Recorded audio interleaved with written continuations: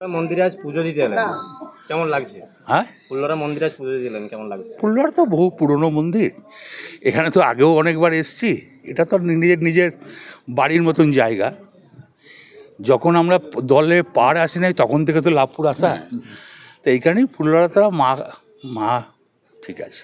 প্রার্থনা করলেন আজকে? সবাই কি গোটা বীরভূম জেলার মানুষ, লাভপুরের মানুষ, গোটা পশ্চিমবাংলার মানুষের সুখ চাইলাম। তা বলছি, অমরপুর অঞ্চলের সিন্ধুপুর অঞ্চলের অঞ্চল সভাপতি খুন হয়েছে, 3 দিন পার হয়ে খুব গেল, প্যাথেটিক। এখনো গ্রেপ্তার হয়নি, কি বলবেন? সেটা দেখছি, নিশ্চয়ই এখানকার এমএলএ নিশ্চয়ই পুলিশকে বলেছে, গ্রেপ্তার হওয়া তো 100 বার উচিত। কার কানায় পুজো দিলেন দাদা?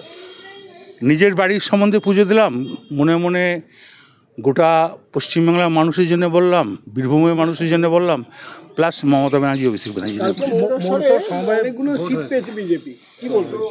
কতগুলো সিট পেয়েছে 9টা সিট, 9টাই বিজেপি পেয়েছে। যেটা আমার জানা নাই। দাদা, ব্যাপক পরিমাণে টাকা এই মন্দিরে দান করেছে মুখ্যমন্ত্রী, কেমন দেখবেন? এটা ধরুন সবাই মিলে চাহিদা দিয়ে আমরা পেয়েছি।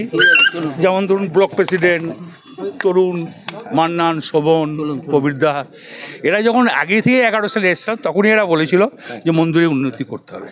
তা বীরভূম জেলায় যত মন্দির আছে, যত সতীপীঠ আছে, সব জায়গায় দেওয়া হয়েছে, শুধু এখান বলে নয়।